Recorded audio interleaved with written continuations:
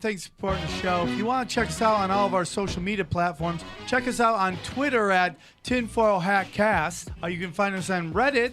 It's reddit.com/r/tinfoilhatshow. On Instagram at tinfoilhatpod. Or allcomedyt-shirts.com. For future guests or topics, go ahead and email us at tinfoilhatpod@gmail.com.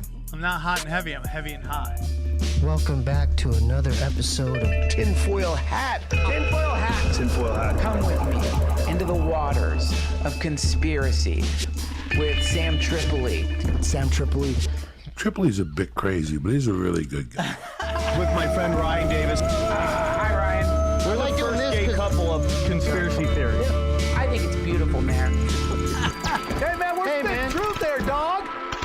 Oh, what the fuck are you guys even talking about? Are you ready to get your mind blown? Revolution will be podcasted. Yeah. Hello, everybody, and welcome to another fun, festive episode of Tin Foil Hat.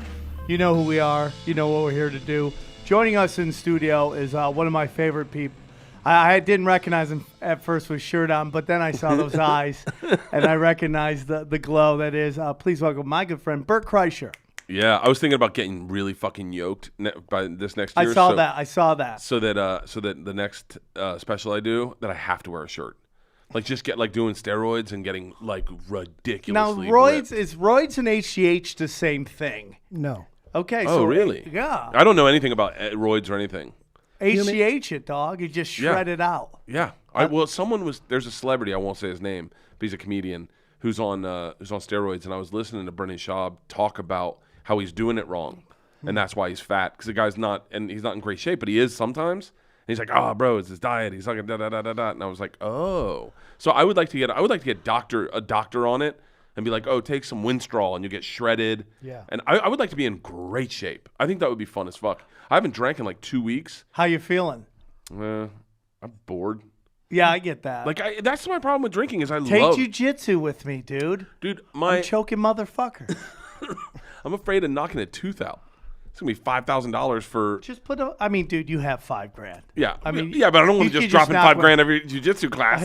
No, you won't, dude. Someone's like, "Watch this, Kreischer's teeth fall out easy. Knock them out. It's $5,000." It's the most different martial arts I've ever taken. I've taken everything. Joey does it. Yeah, and it's not at all like hard combat. Like I've taken Thai boxing where dudes are like, "I'm gonna fight in UFC," and I'm trying to lose my tits, and they're like putting heat on it. Yeah. I'm like, dude, we're just here to get a cardio up. None of us are fighting in the octagon. That's not jiu-jitsu, dude. My thing lately has been running. I'm running the LA Marathon in a couple weeks. I love it. And I just, it's almost like I like doing it because people say you can't.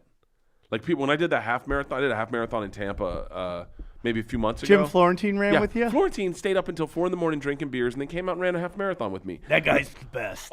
Dude, he is so funny. We had a moment where we're jogging and we were talking about the Me Too movement.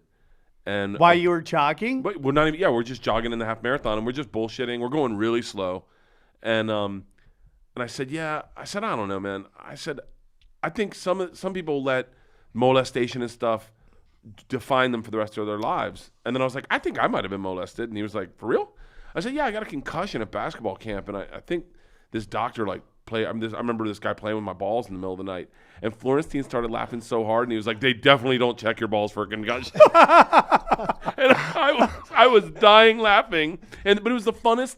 This half marathon was the funnest thing we'd done, and then we went out to the beach and we drank so fucking hard all night long, had a great time, and so I was like, "Oh, I'll do the full marathon, the LA Marathon," but now no one wants to run it with me. I almost got molested twice. Really? Twice. I'm shocked I didn't get molested more. And by the way, my molestation, I don't even know if it's real. Like because I did get a concussion, and you know how sometimes and he was juggling your balls. You dream heavy, and you're like, I don't remember. Like last night, I'm kind of sick. I'm on the tail end of it, but last night I was sweating so bad in bed, I thought my drink had spilled on my face.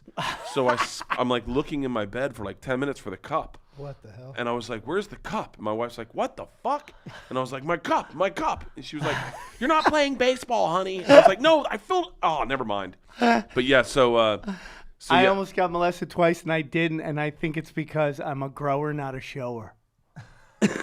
So you just fucking intimidated him with your dick? No, my dick goes into power. Oh. Boom, and it turtles up. Oh, so if so I he had one of saw those it. banana dicks, and they're like, Do you like why how I risk say the time? Do I like how I say he saw it? I don't even know if it was a girl It or a was guy. 2 dudes. It's always a guy. One was a Father Dan. Can I tell you the conspiracy that's going on in my head? Okay. I'm obsessed with gun control right now. Okay. And today I was in the shower and I was thinking. And by the way, this is just a thought. So if you get upset by this thought, realize it's just a thought that I'm trying to see if it works. Meaning, like, it's an idea. Okay. But all these kid shooters, the real base of the problem is that there are these lost people in this world that think that the solution is killing tons of people. Yeah. And part of me goes, I wonder if there's a solution to connecting as a society. Like, I wonder if we've disconnected so much as a society that this kid, this Parkland shooter, I guess, had no family. All he had was guns, you know? And so, like, I wonder if there's a way to connect with him in society to, like, try to reach out to these kids that are lost. If there's, like, a program where you can go, hey, man, anyone in here have a knife on them right now? And they're like 3 kids. They're like, all right, you're who we need to talk to. Yeah. Like, you guys ever kill a cat? They're like, oh, you take your time reading my diary. And you're like, so I was thinking about that all day today. I was like going like, wonder if part of what this society likes is disconnecting these people and having these issues that they can point their finger at, as opposed to trying to find the solution. You know what I mean? Yeah. I mean, that's a different. I mean, like, I could get into it, dude.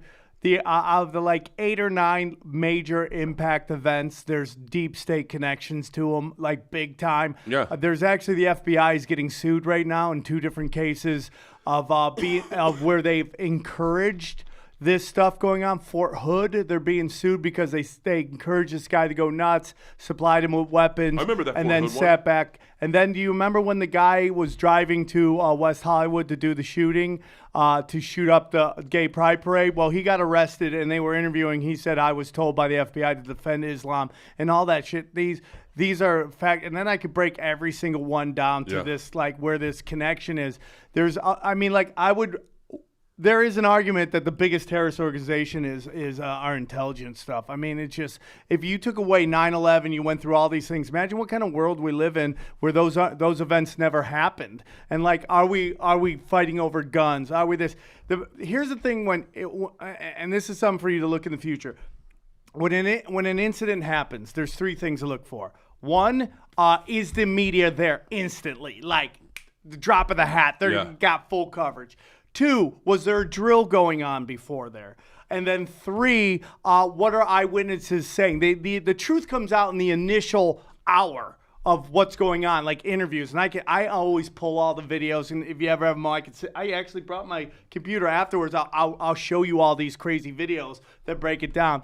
That kid Hogg that everybody's talking about right now. Dude, I was reading about that this morning. He showed his hand in this PSA he ran while there was a shooter going on. He fucking slates somebody right before it starts, and he gives the time he's doing the interview at, and it's at 9:30 in the morning when the shooting didn't start till 2:30. And I have multiple witnesses saying that they were told that there was going to be a drill in which cops were going to be shooting blanks in the school to see how we would react. And they had an earlier fire alarm that morning. But there was actually a drill. A drill. They did a drill that morning, right? A cop shooting thing. Yes. I can show you the videos and all that stuff. I read about that kid because he seemed a little too slick. First of all, 2 things. He seemed a little too slick, a little too prepared, and part of me was like, wow, so that's where we are now, is that there's no respect for authority. There's no respect for your elders. There's no respect for your congressmen. There's no respect for elected officials. It's all about pulling strings. You know, Vegas, dude. Why did they hit Vegas? Why did they hit concert? That place blows my fucking mind, because that one, no drugs in his system, but poison. High levels of poison. For real? Yeah.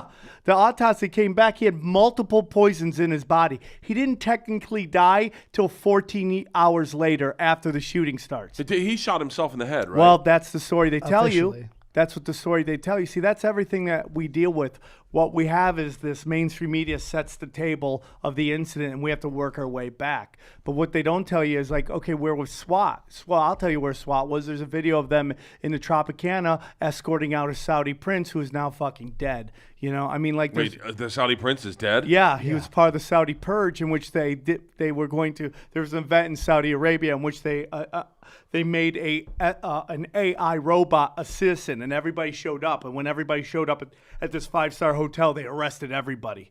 And 11 Saudi princes, 11 of the richest men in the world, were all thrown into jail. Are you serious? Yeah. And 2 of them died. One was in a helicopter crash, another one was in a gunfight. And the guy, I'll show you the video, walking through he has SWAT right in front of him walking. If you ever play the Laugh Factory, you can go right down the area, walking out. And he's kind of like walking like Sanford's son.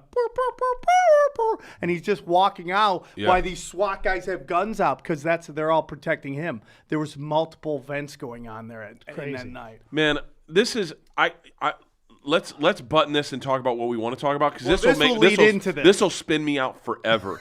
The last thing I want to say before we start getting into where we're going is I got really frustrated last night watching the Oscars, and I'm very frustrated with, like, I put something out there, and it wasn't like a jab at Jimmy Kimmel, but it was like, it's just a little ironic to hear him talk about Me Too when knowing that he started his career on the Man Show where women were called juggies.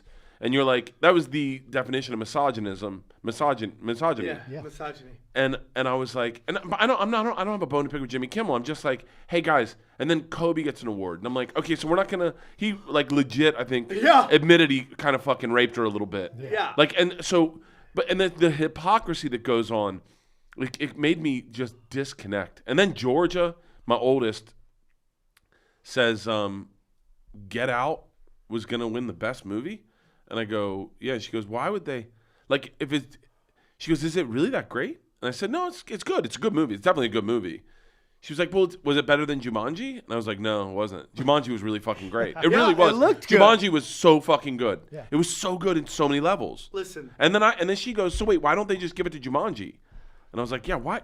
I don't know. I go, it's all politics. It is. And so then today I'm in the thing, and I'm reading about that Hogg kid, because there was something that rubbed me wrong about him, and I'm reading about him, and I'm reading about the Parkland shooter, and then I said, I'm going to go see how easy it is to buy a gun.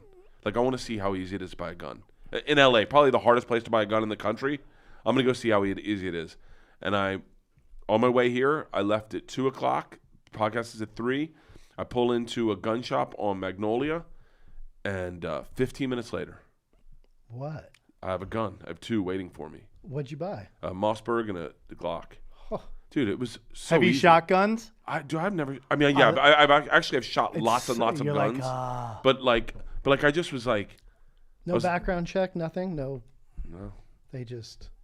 I mean, they got my license. Crazy. They got my license, and then I took a Gerard test. Carmichael has the best bit. He goes and shoots a gun. He's like, this is not the answer, but man, this will solve all my problems. Yeah. You know, here's the thing, dude. I just want to say something about last night, and you know, to see Tiffany Haddish there, to see where she's come from, like that to me is like the most amazing moment ever. Like one of the greatest success stories of all time. I love her. Outside of that, man, there is a conformist thing going on. Just know most of these people, not all of them, but most of them calling for this stuff. And I know we're going to get it at the end with Aaron on that. But, you know, a lot of these people walk around with bodyguards.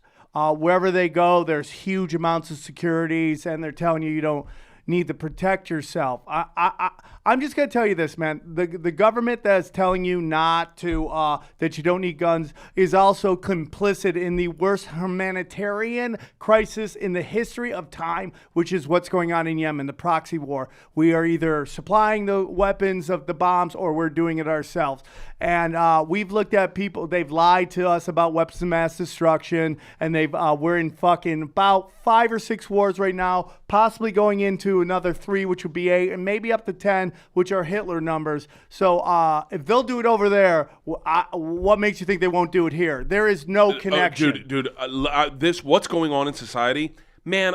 This is an itch I don't often itch. This podcast that we're doing, because I have real conspiracies I genuinely believe in that make me sound crazy. Like real, like I'm a conspiracy theorists are the equivalent of a male version of cat ladies, basically. The way people look at me like I'm That's a great analogy. What is happening right now is the same. It's a cultural revolution, just like they had in China, where they went in and they killed anyone smarter than anyone else, and that is what's happening. They took away the guns and they killed 22 million people. Yep, and they went in and the kids went in and started killing people. Fuck you.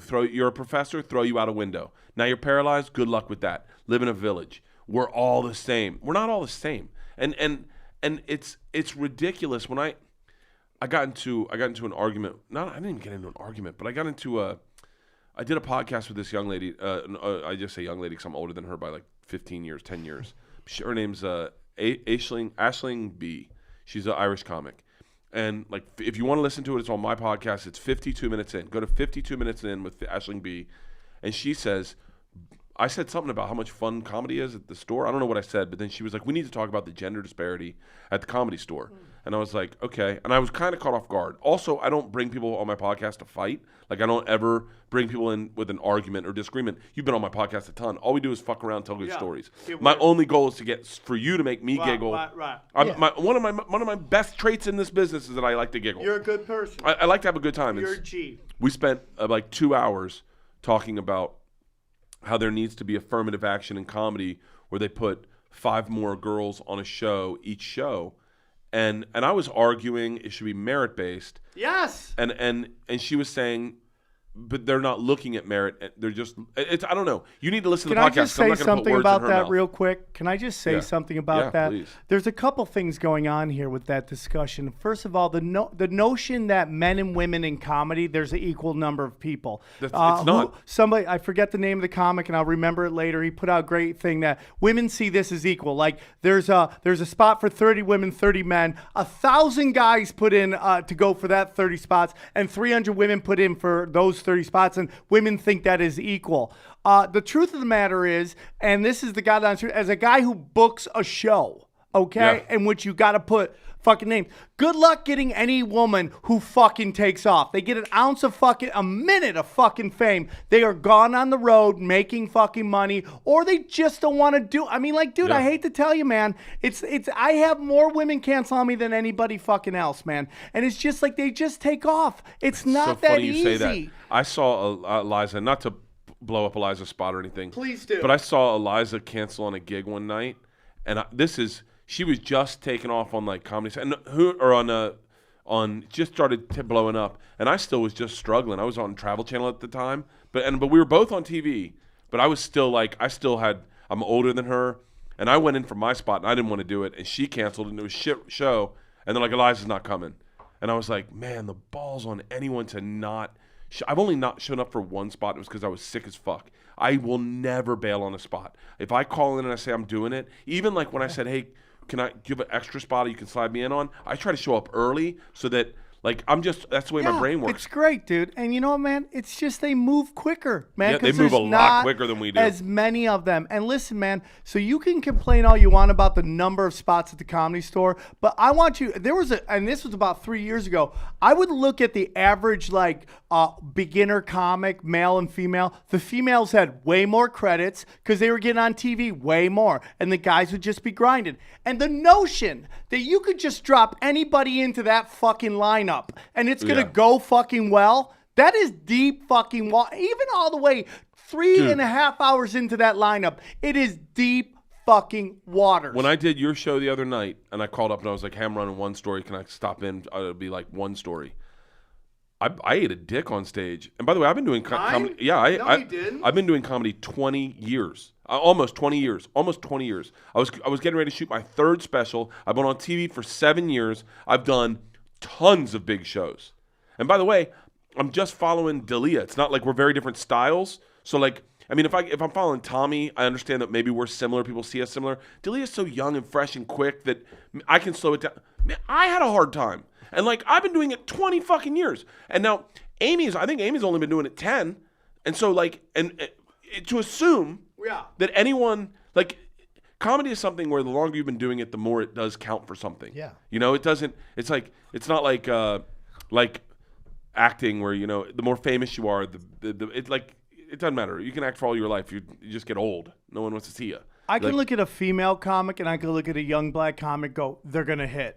I can't do that with a white guy. Oh. And then listen, man, I mean, it's just the truth, dude. I could see killers. First of all, a lot of these young guys, these young white comic males, they're beat down. Dude, they're like, I just can't get it. They tell me literally to their face, hey, you're not right now. We're not looking for you. To your fucking face, dude. You're and what you're saying is, this is what I love about this conversation, is that you're not saying women aren't funny, and you're not saying that they don't do the work we do. You're not saying any of that. You're just saying simply, when a woman does get success, she skyrockets so quickly that it's hard to get them to do spots. Yeah. Whereas a white guy, we will languish forever at the store or at the Improv or at the Laugh Factory. We will be there every fucking night. Yeah. And that's all we have. We can't go to you won't be told a Drake premiere party because no one's inviting us to that. If you will not get told if you're a female. We are not. I've seen one person complain about on the internet that they pitched show and they're like, we're not looking for female leads. That's the first time I ever hear that. Yeah. Men get Tom Segura, Ryan Sickler go into a thing they told me and they pitch something. They're like, oh, you're just not the white guy, and they're like, dude, he's fucking Latin, bro. And then Tom starts speaking full fucking Spanish to them. I think in all fairness, and this is the thing that's been the hardest for me, that I think it was triggered me to go in and buy a gun today, which now sounds like the whitest thing I've ever done. But it's like, I've been trying so fucking hard to just listen as a white man. I do understand that listening is what everyone's asking. But like halfway through the Oscars, it didn't sound like they wanted me to listen anymore. They just sounded to me like they didn't want me to show up. Like they were like going, like halfway through the Oscars, they were like, finally, inclusion. We need more, like, and I was like, cool, man. I'm not a part of that team, but as a white guy, I'm seeing this like, do you not want me here? Do you not like I get it, like, but I don't feel like I'm included anymore. And so then today I was like, I'll buy a fucking gun. I'll fucking arm up. You know what I thought in the shower? It's the worst business model ever. You know what an AR-15 is really good for? Not letting someone take your AR-15. Yeah. Hey, dude. There's nothing wrong with it, man. There's nothing fucking wrong with it. And when you could break down that these kids that do these shootings, there's a deep state connection, humongous fucking prescription medication problem. Oh, fuck yes, dude. You're telling me, by the way, it is easier to get guns than prescription meds. It is, which is good. Because the prescription meds, man, I watched this thing on fentanyl. Yeah. And that's a conspiracy right there. Oh, 100%. Those fucking, that guy, that Indian guru guy out of Arizona who created the fentanyl fucking spray in your mouth because his wife had breast cancer, and now he is a billionaire. He's one of the top billionaires. Isn't he in jail now, though? No. I just They just arrested somebody for pushing fentanyl on it's not people. him. It's not him. He created the drug so that it was a quicker release. It takes 3 seconds or 3 minutes before it gets into your bloodstream. Yeah, it's 50 times more powerful than heroin. Dude. Why do we need anything more powerful? Those lollipops look so good, though. They got those fentanyl lollipops. I was like, dude, give me one of those on a flight. Have you ever had a morphine drip? You ever broken a bone? Yeah, I had Dilaudid. I fell off a waterfall, and they gave me Dilaudid, and they're like, just so you know, this is technically heroin. And I grabbed my phone. And I was like, I'm gonna record a song. Like I'm gonna write my music. Like this is heroin. This is what you need. I just felt hot. All of a sudden, grunge is back. Here's the thing, and I want people to get a very good understand what I'm saying. Anything past equality for all falls flat. Well, there's no argument that works. There's a difference between equality and then equanimity. What's the thing? Aaron, thoughts? I'll tell you. Is that my phone making this pop? Something. Real quick, I just want to say something. I also see in this town that people become militant. There are people, I'm not going to say their name, in particular female comic, I'm not going to say her name, that, she came out here, she got a TV show, got another TV show. Neither of them hit their numbers, but she got renewed.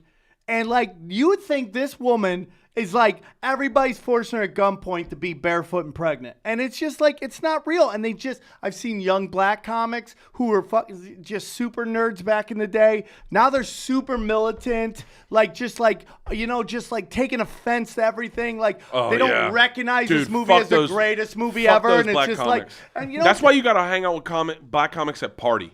Like, don't ever fuck around with black comics that don't party. Black comics that get into the business because they're like, and by the way, I use this guy as an example, but I think he's super, super talented, and he has partied. So I like him as an example, but he is the example that, like, I think people see it one way. I see it a very different way.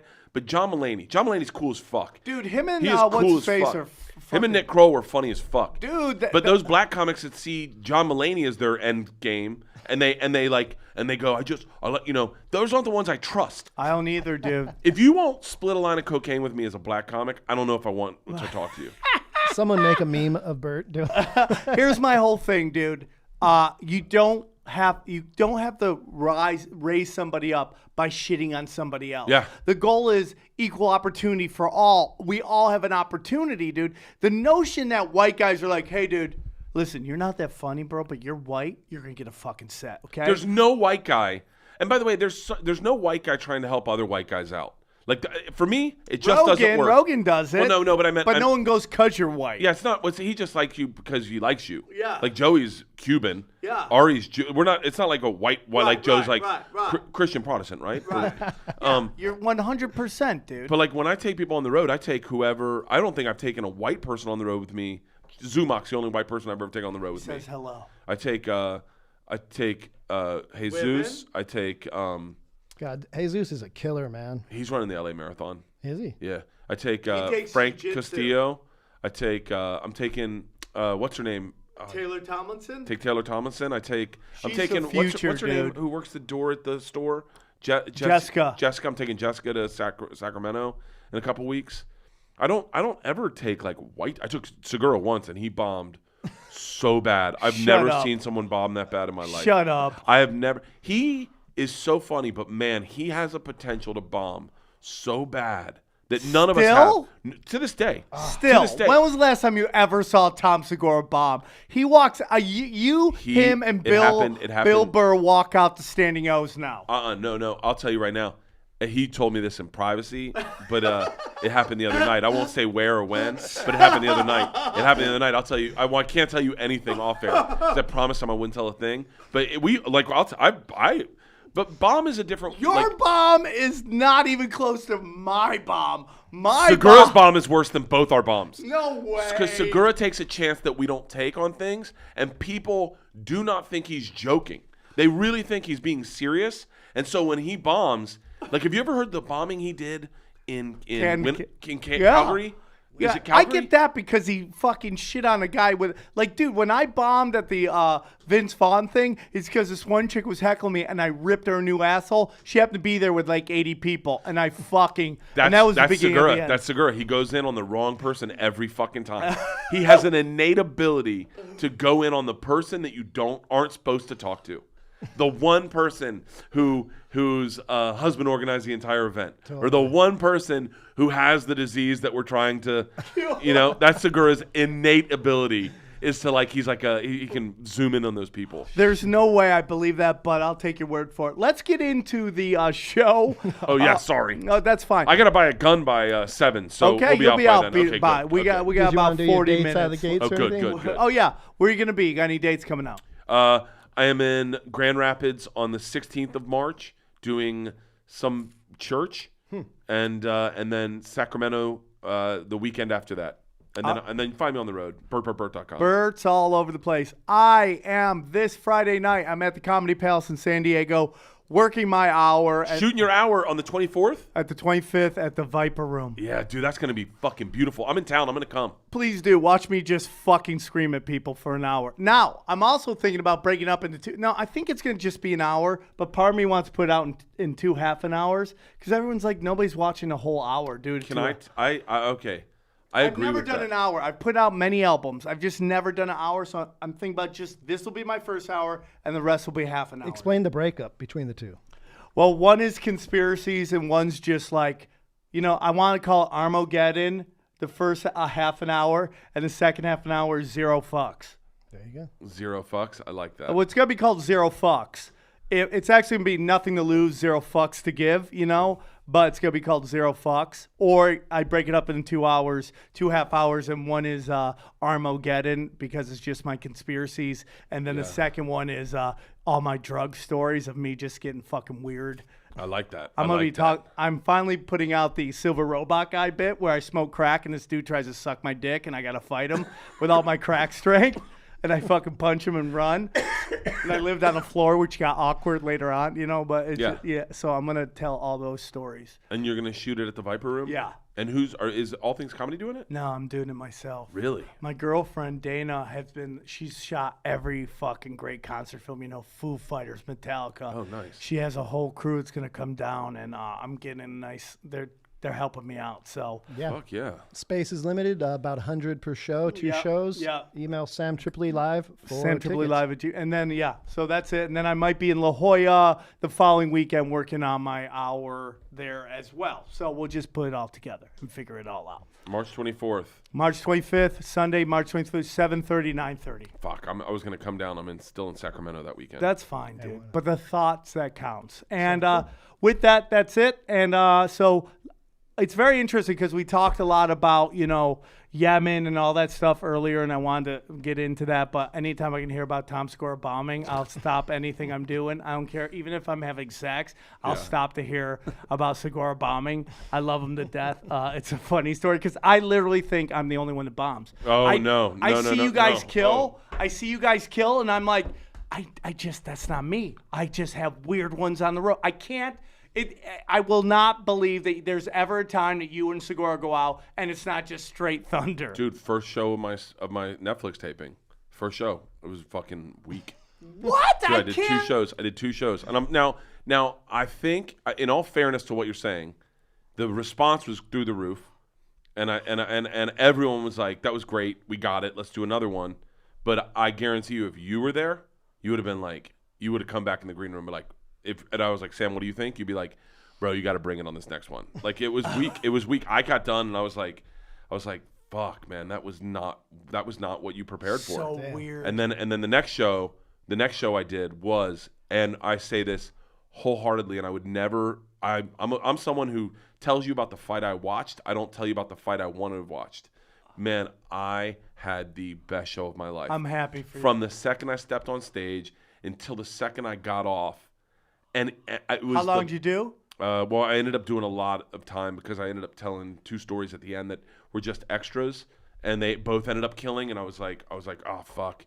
But man, it was my hour is 56 minutes, and I front loaded it, so it's just hammer time. Like it's fucking, dude. It was that So you ended show up doing like an hour and a half? probably an hour and a half, and then That's great. But I sat when I got off stage. I saw my agent first, and I hugged him, and I was like, that was it. I very seldomly have I ever been able to say, like, with certainty, that was the greatest show I've ever done. But, man, and that first show, trust me when I say, that was not the greatest show I've ever done. And I sat upstairs, and I thought, this is your opportunity. This is your shot to show everyone around the world what you can do. And you just did that, and I was in my head. I was like, fuck. My buddy Tony's up there, and I was like, and no one was being honest with me, which is really shitty. Yeah, you need that. No one was being like, my wife was. She was like, you flubbed a lot of lines. I was like, Jesus, Leanne. She's like, no, I mean, I can tell you where, but I would just do it again, but don't flub any lines. I was like, thanks a lot. My buddy Tony got 2 coffees, and he just sat and he's like, we talked about this other project, and we're waiting for them to turn the room. And there was a lot of things out of my control that I think maybe caused that, a lot of things that led up to that. But that second show I went out, and I was like, dude, my wife has this saying, you want to earn your Monday.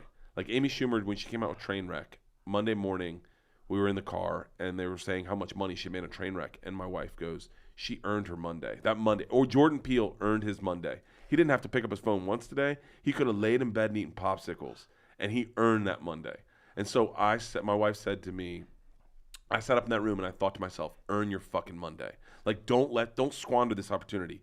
Don't get in your head about it. Go out and do the one thing you can do, the only thing you can do with competency, and have fun. I said, don't get in your head that it's a special. Just enjoy it. And I fucking It is one of the best, my favorite shows I've ever done in my life. I'm and so happy the for fact you. that it's that we've got coverage from the first show. So any flub I have in the first show is covered by the next show. If everyone likes the pacing of the first show better, coverage is fine on the second show. But that second show, they'll air that beginning to end, no cuts. And that'll Well, be. dude, you could put out an hour and then do the second 30 minutes as a bonus little 30 minutes. I know what I'd like to do is put out that hour and then put out the first show and go, by the way, I can also do this horribly.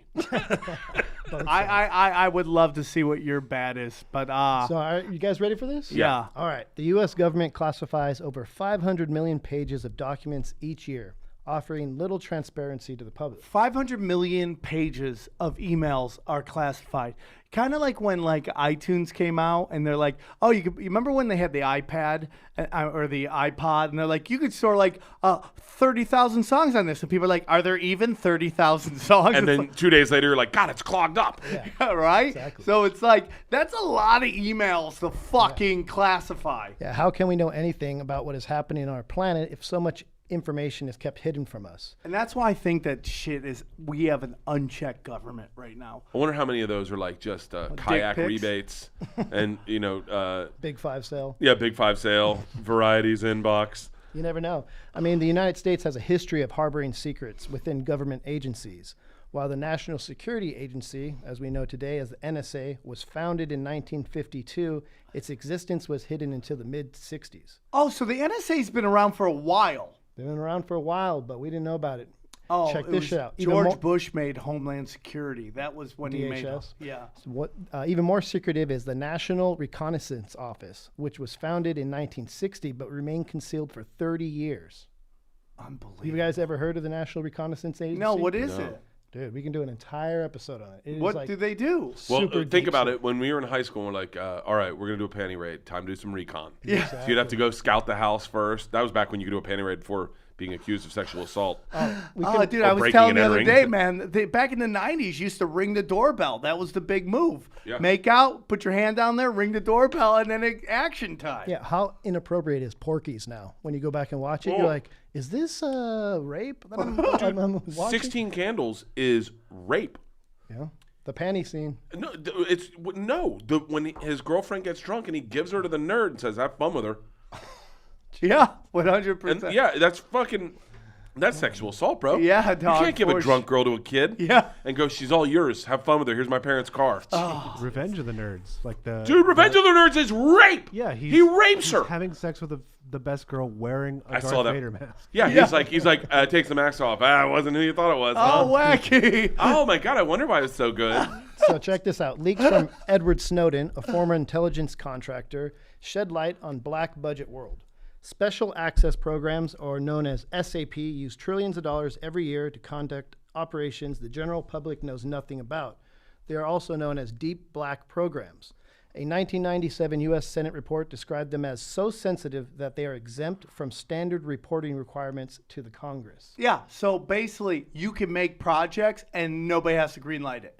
You don't have to go to Congress and ask for approval. You can just start doing this fucking shit. And you wonder why we lost $24 trillion to the Pentagon. You don't even have to ask. It's unchecked, bro. It's See, that's where they need to be checking white privilege. Let's go to that place. Yeah.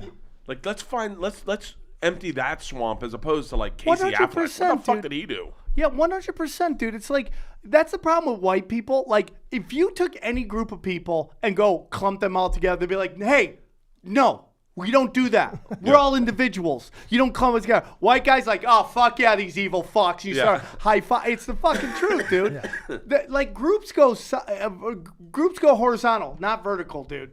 Yeah. One aspect of these programs is the development of deep underground military bases. This is what I fucking like. Yeah. They can exist up to several miles underneath the surface of the Earth. There are no shortages of theories flooding the internet all about these things.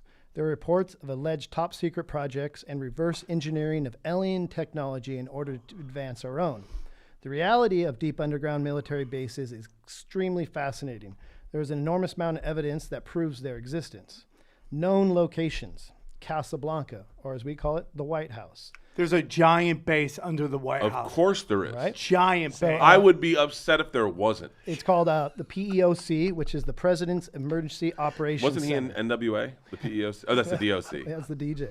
It's in the east wing of the White House, and it's the first place the president will go in event of a catastrophic emergency.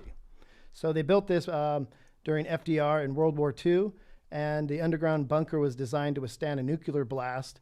And this is where old Dick Trickle Cheney met the security agencies on September 11th during the attacks. How cool would that be to be Dick Cheney and probably not know that that's there? I guess it, like. Dude, And then he and knew be it like, was there. I know, but wouldn't it be cool if you didn't and you were the vice president? And then you're like, sir, we have bad news and we have good news. I'm like, what's the bad news? We're under attack. What's the good news? We're gonna go hit a button we've never been able to press. Come on, let's see where we go. Kunk, and then you get in an elevator and you go 6 miles beneath the earth. 6 miles, dude. Right? So check this out. Another place is called Raven Rock Mountain Complex. Is this in Colorado? This is in Pennsylvania. We're going to get to Colorado. Okay. Oh, and I got okay, a yeah. story about a mountain. So Raven Rock sounds like someplace from the Game of Thrones. Yeah. It's underground bunker designed for the U.S. Command Center in event of World War III as a backup for the Pentagon. I love how all the politicians have a place to hide. Always. Like they're the ones starting the fight, but we have nowhere to hide. They might let you in. They're never gonna let us in. Wouldn't that be cool though if you could buy into that? Like if you could like you have your rent and then you're like, oh, and you also are part of this underground bunker. That would be great. Community, like if the Comedy Store was like, by the way, once you become a paid regular, you then also get access to this bunker that we can go down in case of What a war. is this? Just some backup, showing you deep inside of a cave. So check this one out. It's located in the Blue Ridge Summit, PA. The facility is built into a mountain and is designed to stand another nuclear blast. It's entirely self-sufficient with 2 power plants. It's a multiple underground water reservoirs and a sophisticated ventilation system. It can operate for 30 days with no contact from the outside world and can accommodate 3,000 people. I ain't part of that 3,000. So that's Raven Rock Mountain. How do we get in on that? Well, this one we might be able to. Cheyenne Mountain. Carved into the Rocky Mountains of Colorado, this massive military base was the original location of NORAD, which you might remember from War Games or Stargate, if you remember Sexy Kurt Russell. Right? It's the most seismic sound area of Colorado. Look at this, dude. It's still going. Oh, it's going to go for a while. This And the looks like government my wanted. This is the one in Colorado right here? I think this is in Philadelphia? Pennsylvania. What, Pennsylvania? Aaron? I said this kind of looks like the footage from my colonoscopy. Oh, Aaron, hey. wow. Zing. Aaron's got a deep butthole. So Cheyenne Mountain is owned and operated by the Air Force Space Command, is completely self-sustaining, and its own power plant, heating, cooling system, water supply, and it's more secure than the Pentagon. So, I mean, this thing was designed for the inevitable nuclear blast, hashtag 2020, so it's coming. Well, it's like so interesting. I know you're going to talk. Do we get any Area 51 anytime soon? So yeah, secret military bases used to be considered a conspiracy theory, but not long ago, the DoD, Look at that, Department dude. of Defense, officially declassified the existence of Area 51. So Now these are known places we just talked about. Well, let me just say this about Area 51. A friend of mine, I went back home upstate, and my friend is he's the district manager for this sales company, and occasionally has to go around and meet clientele going door to door. And he's met a couple people, and I've told these stories before, but he basically met this guy that did worked at Area 51, and he told him that Area 51 is just a smokescreen, that it's not the real thing. Really? The real shit is fucking this mountain about 13 miles away. And it's this mountain that they fucking completely carved out. And so he goes, I didn't know this until I got called in to do some work on this shit. So he drives over this mountain, he comes in, they make him back up his car. He has to drive, like this thing's doing, he has to back his truck all the way down this spiral, down to the mill, has blinders on each side. He's not allowed to look at anything going on. He has to keep straight and just keep fucking turning, going all the way down. He fixes his shit and then he drives back up and he's not allowed to look at anything, dude. And it's like this kind of shit, super deep. The real shit is in the mountains. They carved out of mountains. Now, on the Patreon episode that we did, Amazon, the guy who owns Amazon, has fucking done this to a mountain. He's so rich, he's fucking just basically carved out a mountain. And he's put a time clock in there. I want one of these so fucking bad. You want a carved out mountain? Well, no, I want one of these underground bunkers. And I know that guy. Remember that guy bought one and he was putting LSD in everyone's asshole? Yeah. Oh, Do you know who I'm talking about? You're talking about Owsley. Was it Owsley? You're talking about Stanley Owsley. Yeah, and he was putting dude, I want one of these. I want to find one. I wish this is the show I'd watch on HDTV. You know, like they got beach rescues. Oh, live in Hawaii. Bunker makeovers. Bunker makeover. Yeah, that's the real man cave. Bunker makeovers, man. And you got into a bunker and it's just cement from top to bottom and just huge 40-foot ceilings and just steel doors. Gong, gong. I would love that. Oh, Well, dude, how many of these things do we have? That's what we don't understand. The military is so big. You realize this was technology in the 50s. Technology was dig a hole as deep as we can and just fill it with cement so we can get in there. Yeah. They didn't have any. Dude, this thing's still going. It's still fucking going. I've been in caves this deep in the earth in New Zealand. I went into one where you just went deep into the earth. Damn. And dude, they're terrifying. And once you get down there, you're like, so wait, we're certain this isn't going to crumble? Yeah. Like, we've all talked about this? Look at these miners, dude. They get stuck in this shit, and they're like, "Yeah, you're fucked." Oh, I was just watching a documentary on Still miners. going. On miners, and they were talking about how, man, I wish I need to like put notes for myself about stuff I've watched so I can talk about it. Yeah. Because it probably wasn't even a documentary. It was probably a reality show about miners. Yeah. But they were talking how they go into the fucking earth. Like they don't go like. Still going. That's fucking insane. To where it goes from cold to being hot, you know? Yeah. Oh, you know what it was? It was they were talking about the Chilean miners. Yeah. When they got stuck like 8 miles in the earth. Down. They got stuck down. Yeah. That's not where you want to One be. came up as a girl. At the end, they had him in a wig and makeup. They're like, Like, oh, we "Hey, didn't how'd know- you survive?" That was rough. We had to make some choices. We only had 20 packs of cigarettes. So if you do a simple Google search for deep underground military bases, or as they're called, DUMBs, the first one, or one main one that'll come up, is Dulce, New Mexico. So Dulce, New Mexico is located on the Colorado-New Mexico border with a population of 3,000. It's the tribal headquarters for the Jiquilla Apache Reservation, and it's the alleged location of a secret joint human and alien underground facility beneath the Archula Mesa just outside town. Here, a multitude of You're telling me, so it's known as the place where we hang out with aliens? It's known as that? So check this shit out. Here, a multitude of experimentation projects are carried out on kidnapped men, women, and children, such as genetic experiments and cloning, animal and human crossbreeding, atomic manipulation. Animal and human crossbreeding. Yeah. Oh, They're man. getting weird. They're getting weird. I've seen those videos. What would you want to be? I'm not me. I'm thinking about what I'd turn my wife into. Part horse. And get around on her and fuck her with a stool. Is that an tell joke? How do you think your wife's going to feel about that? You want to make her, not even a My Little Pony, but a fucking horse. Dude, I was already thinking, because they thought she had pneumonia. And I was like, oh, you know what I wouldn't mind? Like, I don't want her to go into a coma, but but just like thin her out a little bit, you know? Like, just be like, hey, cut back the calories.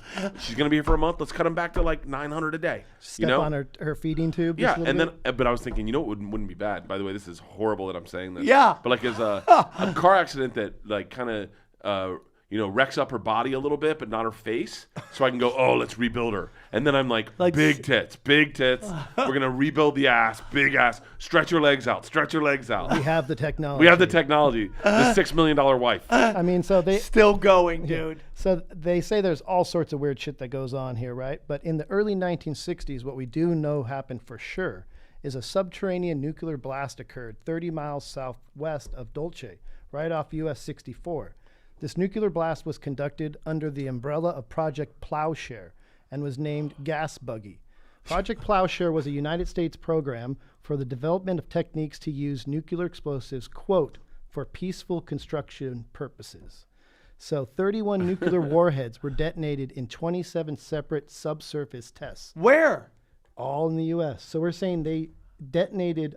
They've They've exploded nuclear bombs in the United States. Oh yeah, White Sands, New Mexico is where we did all the atomic testing. Oh my! But we're talking God. about they know this is 100% fact. It's known. It's out there. So Plowshare was the U.S. portion of what they call peaceful nuclear explosion. Peaceful nuclear explosion. And We got to test them out. You can't drop them and go like, fuck, they don't work. yeah, right. So they did this in the 60s, blowing up areas, and now you can build back up once supposedly, I guess. The whole Well, idea. do you ever hear that's a theory, and it's Eddie Bravo's theory, that they didn't use nuclear bombs in Hiroshima, that they were actually just fire bombs because people moved right back in. Like there was no. Did they really move right Yeah, back they in? moved right back in, dude. There was no downtime or let the radiation go down. It was like, boom, they're right back in it. Really? Yeah. Yeah, and so it's suspected that this particular subsurface nuclear blast was used to create a hollowed-out chute or chimney for the development of a substation for a super-secret tunnel system attached to an underground Black Book project base. So the idea is all these underground bases are all connected by a high-speed rail system beneath the surface. Hold on. Do you That's think all impossible. through the That's world, impossible. all through the country? That's impossible. It's impossible. Trillions of dollars, It's impossible. Why? unlimited. Because it's impossible. Why do you think you can't that? build a train from Philadelphia or from Pennsylvania to Colorado underground? Why? Not a straight shot. So that's why they have so many of these. They go from one to the other. So the idea is Dulce is what connects up to Cheyenne up in Colorado because it's on the border. And then from that goes to Area 51. Area 51 comes down into areas in California. How great would that be? So, I mean, I've heard stories. I used to know the security guard at a weed clinic. It's not a good start. All right? That's a horrible start to a fucking conspiracy Right? story. And so after a while, and he was like a gnarly cholo, right? And I was their cable guy that would hook up their security system. This was in Santa Ana. I just dealt with these crazy gangsters. They were like, dude, this guy's white boy. He's crazy enough to hang out. After a while, they started telling me shit. They're like, you should talk to the security guard. He's nuts like you. He believes that stuff.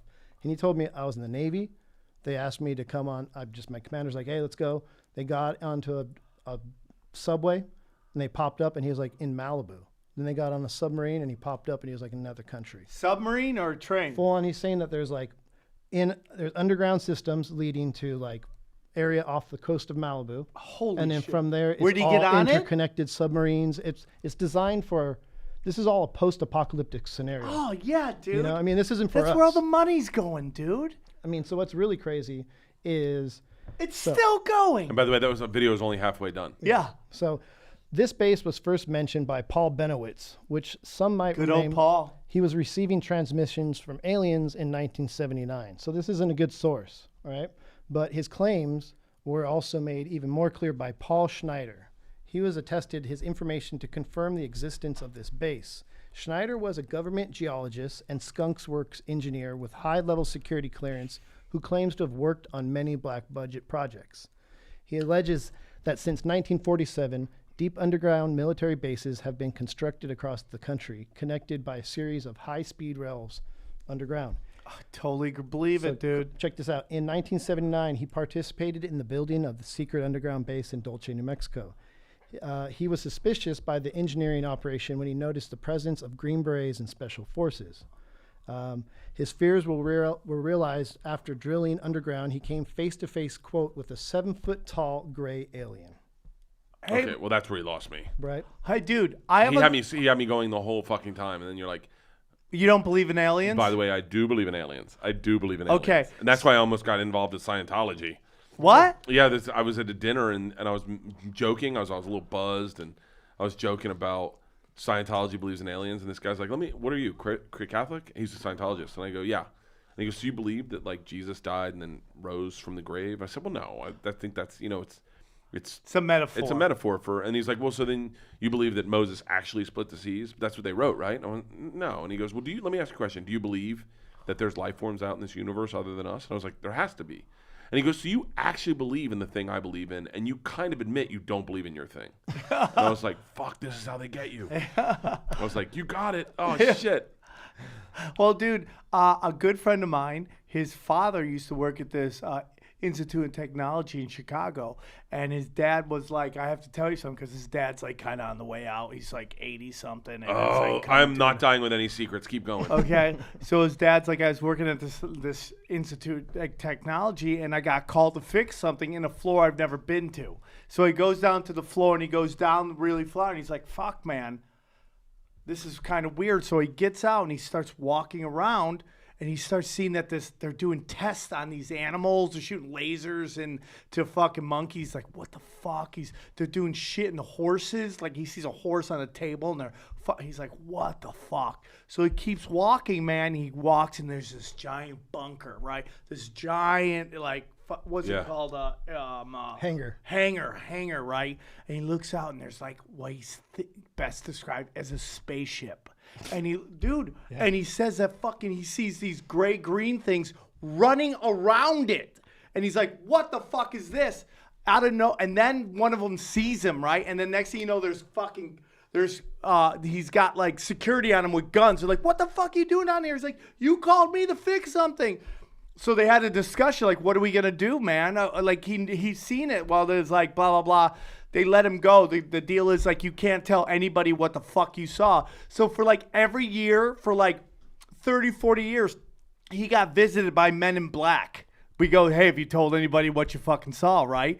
And then he would go, like, he would tour the world, and he'd show up with his fucking passport, and every time they'd be like, you gotta go in the office. He's like, fuck, you go in the office. These dudes in black would show up going, did you tell anybody yet? No.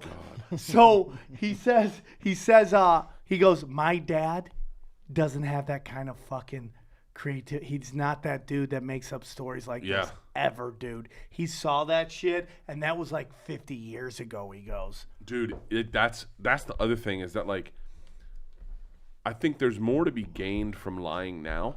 I mean, like, everyone is in this rat race of, I think everyone's in a rat race of fame.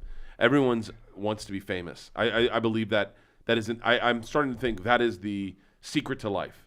Because I think that's all anyone wants. Because that's all anyone does with Instagram and Facebook and Twitter. And they just want to be regarded. They want to be held in high esteem. Yeah. And so now I think there's more reason for someone to lie about stuff like that. Back then, dude, the goal was to, like, raise your family right and die, and that's it. So when you hear stories about, like, back in the day, I mean, you got to imagine that they had tons of money. And they had to be like, well, what are we going to do? When it's not as complex as it is now. Like, we need one guy to make sure in case a bomb comes over, we're going to be safe. How much? Give him like $1 trillion? And then he was like, what do I do? And the guy's like, start digging holes. See if we can connect them. You think we can do that? And he's like, I guess. Like, it's not that far off there. I want to find one of these and buy it. I think they have to make it, the smoke screens more and more complex. Well, because more, like, the internet is just, I think the internet, well, you know where the internet came from, right? Al Gore? No. The internet came from CERN, which is the... Oh, I know CERN. Yeah. So that's where they invented the internet, was to communicate with each other. Well, the fact that CERN's real it blows me away. Yeah, they're trying to open the interdimension travel. Dude, I went over to bring me back for that podcast, because I'm obsessed with interdimension travel. I'm obsessed with time travel. I'm obsessed with all that shit. What was I just about to say about? I went to Elon Musk's place, SpaceX. Yeah. That place, that's next level. He could easily have aliens in there, and I wouldn't be shocked. That place was so aggressive. And did you see that SpaceX entered into the atmosphere that one time? Yeah. And everyone's like, I was on the phone with Segura, and I grabbed my daughters, and I said, we are being invaded by aliens. I was like, we are being invaded by aliens. Can I just tell you something? And everyone calls me fucking crazy, but my friend Vanessa Johnson goes, did you notice that everybody got sick after the fucking SpaceX Totally after thing? That's when everybody got sick. So we did something on chemtrails, right? And how fucking real that shit is, and how there's actually they passed a law that weaponized chemtrails, and someone showed me a video, dude. I'll send you this video. It is insane. They just straight up fucking put chemicals in the sky. And you think about that. You think, okay, they're just flying planes. You look up, someone's playing tic-tac-toe in the fucking sky. Just imagine what they could do with a fucking SpaceX, which is the new NASA. They're like, okay, everyone's on the NASA. Let's fucking do SpaceX. And now you got the guy who's basically, dude, the guy who owns Amazon is our Lex Luthor. I decide he's our Lex Luthor. No, that makes sense. That makes total fucking sense. He's a multi-bazillionaire who's up to no fucking good. When you've got that much money, why not? Why What, not? yeah, what are you gonna buy shoes? I'm telling you, a picture's gonna come up. He's gonna have a big fat cat, and he's just gonna be petting the cat at the Amazon fucking factories. I mean, so the way this story ends, we'll get out of Dolce is, so he sees this alien. He freaked out and grabbed a pistol he was carrying and shot and killed 2 of them. That's why I bought guns. Right? So another alien shot him with some sort of laser plasma ball, and it blew off his fingers. And he did have fingers that were blown off. Wow. This event was spurred what they called the Dolce Wars, and allegedly left 66 humans dead and Schneider badly injured. I mean, he talked about this all the way to the day he died in 1996 when he was strangled by a catheter wrapped around his neck. Imagine getting choked out with your own poop back. And the bizarre death was dismissed by authorities as suicide. Oh, that's where the term suicided. She got suicided. I mean, the problem with the stories about Dolce Base is it's so difficult to sift through the mountain of gibberish written on the internet to find the nuggets of truth. But where there's smoke, there's usually some sort of fire. And there's a lot of smoke in New Mexico. Yeah. So if we got any fans out there, wear your shirts or your hoodies, take a picture next to that entrance to the base. Dude, I'm telling you, man. And you haven't even gotten to that underwater base that you always show me pictures of that came up on Google Maps, right?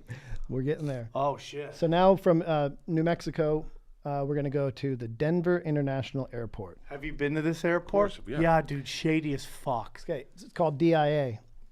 It's a vast 53 square mile complex and is owned and operated by the city of Denver. It's in fact the largest airport in the U.S. and the second largest airport in the world, next to, of course, Saudi Arabia's king. But the weird thing about the airport is it's in not the ideal location.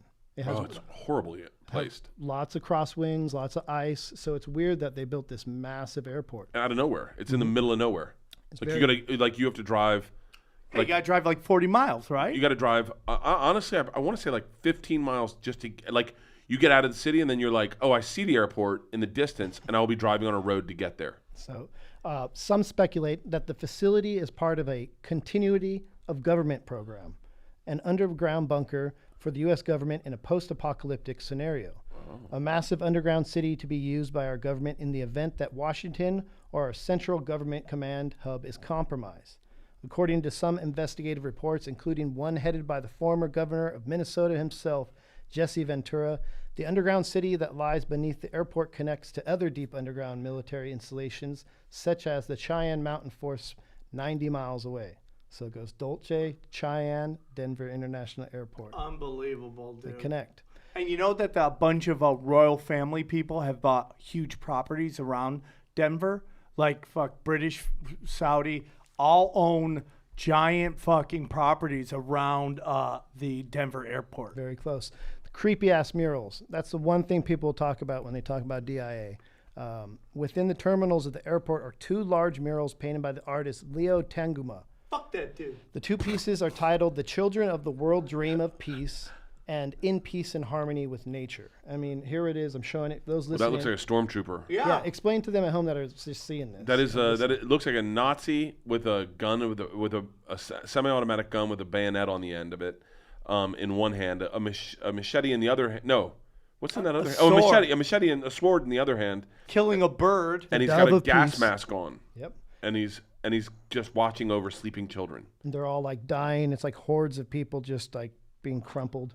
So, I mean, conspiracy theorists believe that the children of the world dream of peace is a message that was designed by the Illuminati and or the New World Order to outline the eventual takeover of the world by these organizations. Dude. Hiding in plain sight. Yep. It's just, dude, when you that? just look into this shit, it's so creepy. Look at that, dude. Safe Why is that travels. penguin in a glass jar?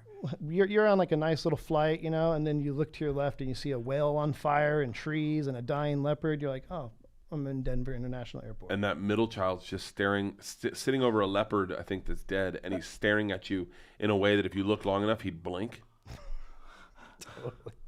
So that takes us, moving west now, takes us Dude. to Malibu.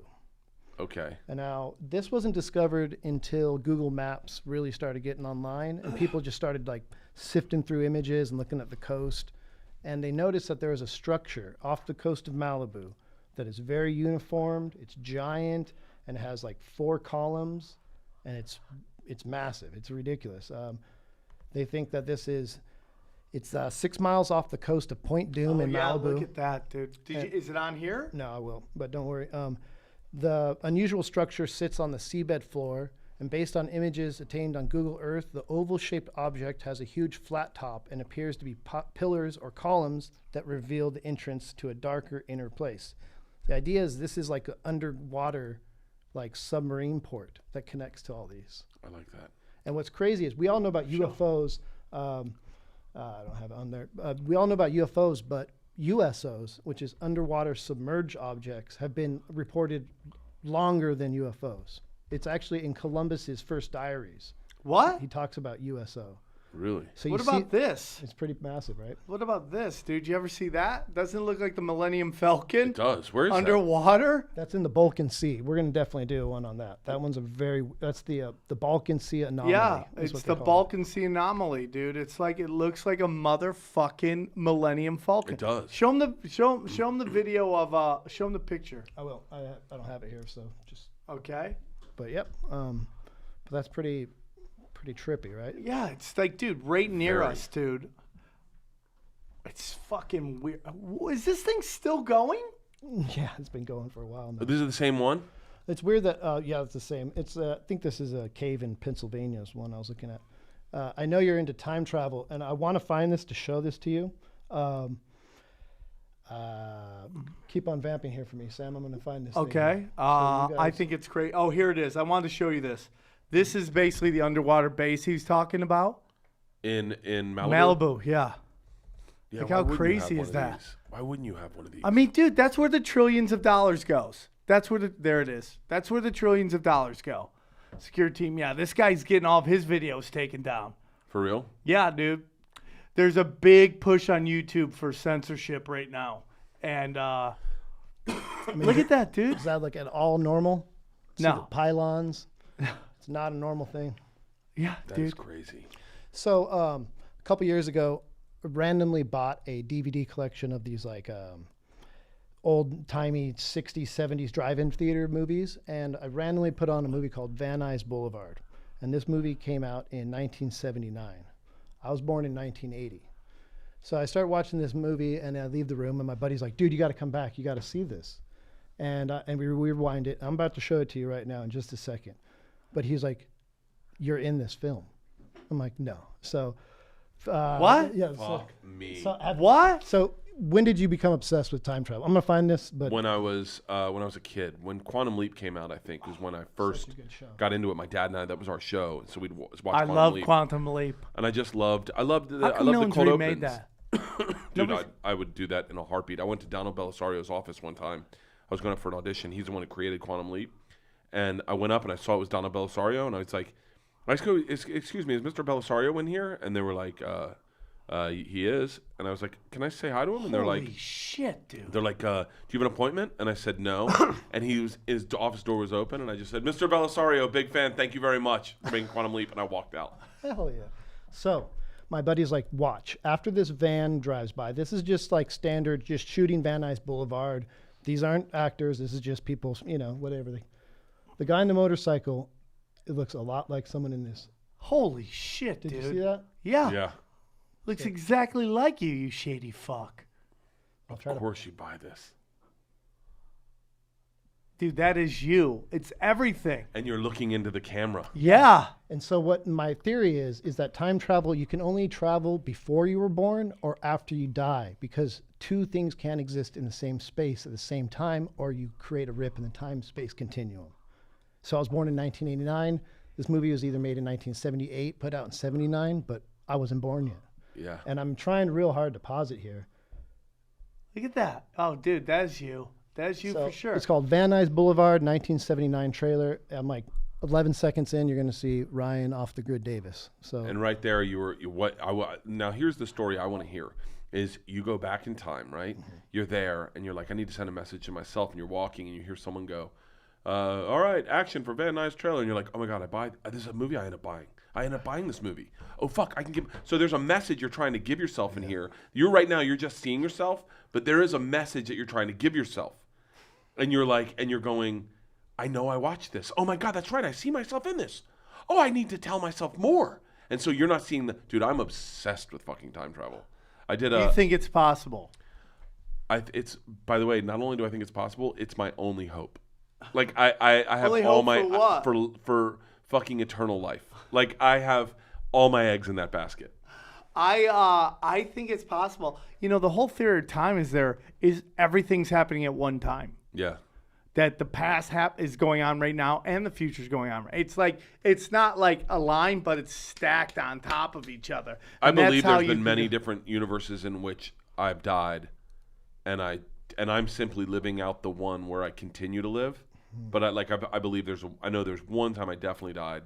What time's that? I was in this car with this girl, and her name was Julie Homan. She was driving. I'm not gonna say she was drinking. She's probably grown up with children now. Yeah. But I'll tell you right now, I don't remember in my recollection anyone in the car being sober. And we were driving down Himes. I think we were driving down Himes over by the mall, and we're all laughing and we're flying, and she cuts it and literally swerves through a red light. Like, and a car went in front and a car went behind. Oh, and my she pulled it out God. straight and kept going straight. And we were all in the car like, shut the fuck up. Some Dukes of Hazzard shit. Dude, every time I've done one of those crazy things I did for Travel Channel, like jumping off a building or jumping out of a plane or jumping, I always believe. Did you do anything with sharks? Oh, fuck, yes. Did it scare you? Dude, I've done so much shit with sharks. Now I'm numb to it. Like I swam out of the cage with great whites. Oh, I don't even know how you do that, dude. You're crazy. I would flip. Dude. Yeah. No. I want to talk about it on stage, but it's so alienating when you say to someone, I've done everything there is to do, and I'm going to shit on it a little bit. You know, like... Hey, Chappelle came out saying, hey, I got to stop this comedy shit. I'm so good at it. Yeah, but his joke was great. I love that joke. What was the joke? Sometimes I pull a punchline out of a jar, and I just write a joke with the punchline already. I gotta come up with a joke for the punchline. I pulled a piece of paper out and said, kick her in the pussy. And so he's like, yeah. And then he just goes on to tell a story, and you don't see it coming, and he ends, and he goes, so I kicked her in the pussy. I'm dope. Like, he's just fucking, that works for comedy, but does not work for sketches. You ever see somebody try to write a sketch around a joke? Around a punchline, never works. Never works. No. Well, they're also not Chappelle, though. I remember when I started doing my special, someone was like, "Can you tell a joke like Chappelle told in his special?" And I was like, "No, he's Dave fucking Chappelle. That's why he has his." We wrote a joke verbatim, and I take a lot of pride in that. Yeah. Verbatim, and he didn't see me do it, and I didn't see him do it, and I'm like, "Oh man, that's." I mean, my joke's gone. It was about the. A Pulse Nightclub shooter, and they're like, yeah, he was ISIS because he kept fucking shouting ISIS. I'm like, how deep undercover do you have to be fucking be sucking people's dicks and just going undercover? And then it's like, oh, well, he's yelling ISIS. Like, I yell Wu-Tang Clan all the fucking time, dude. Doesn't mean I'm in Wu-Tang. And then he did on Saturday Night Live. I'm like, well, there goes that. Bye, joke. Yeah. Take care. I put it in the car. Dude, I literally was like, right before this one, I stopped. I wanted to stop watching people because I was like, I don't want to cut out all my jokes. I watched Segura, and like we had 2 shared punchlines, not jokes, but punchlines were similar, and I was like, "Fuck." Yeah. And then I had one where it was like, even still, I was like, I don't know, but I know I wrote it, so I'm like, I got to stop with this because if you do that, like, there's enough of my special. There's probably.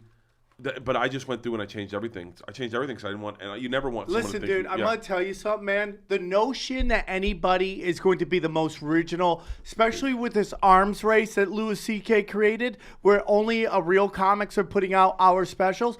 It just, dude, me and Segura fucking have punchlines that, like, white chicks with cornrows. Yeah. We've done that.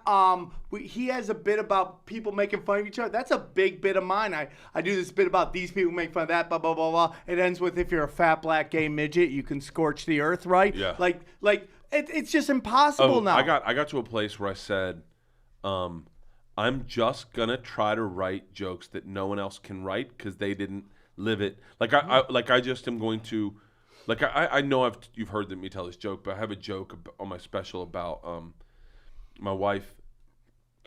My wife, one Christmas, I asked her what she wanted, and she said pajamas. I heard pajamas. She said pajamas. I thought she meant the plural. She meant a pair of pajamas. Start there. So I bought her 7 pairs of pajamas and individually wrapped them and fanned them out on the tree. By the way, I gotta give credit to Adam Egate because I was just telling it as a story. He goes, "That's a funny fucking joke," and I was like, "It's not really a joke." He goes, "Yeah, but it made me laugh," and I was like, "Oh." So the joke is, and once again, it's like this is a really original joke, but someone would say, "Oh, you stole that from Segura because of one punchline in there." So I had to change the punchline so there's no correlation because this is an original story that no one's telling a story about buying 7 pairs. It's about getting my dad to laugh. And so she opens the first pair and goes, "Oh, pajamas." And my dad's like, "Who the fuck buys someone pajamas?" And I'm like, "Oh, this is going to be bad." Because that's a reaction to pajamas number 1. You know, I can't imagine it's going to build. 6, 7, 8. She opens the second pair and goes, "Oh, more pajamas." My dad looks at the 500 gifts, quickly does the math, and goes, "Oh, you're a fucking idiot." And so the whole joke's about getting him to laugh. But the punchline that we shared was, by pajamas number 5, it looks like he's having a stroke. Just, but that's Segura had. I'm laughing so hard it looks like I'm having a stroke, and so I had to pull that out and go. So I changed it to something else. And I then, don't watch specials, and I just write. And unless I only watched them right leading up because I was like, I don't want to have any. It would kill me, especially because Joe hasn't taped his, and I know he hasn't seen my hour at all. But it would kill me if and I've watched Joe enough where I know that we haven't. I mean, I don't watch all of his stuff, but I know what he's working on. You know, so I know we're not sharing. Yeah. Like we're not sharing a lot of the similar territory. I'm talking about my kids being idiots, my dad not liking me. You know, I'm trying to be. I really got a lot of inspiration from Freddie Soto, if that sounds so silly. Yeah. Dude, Freddie Soto had that joke about his dad. "Oh, but if I was your buddies, drinking with your buddies," you know?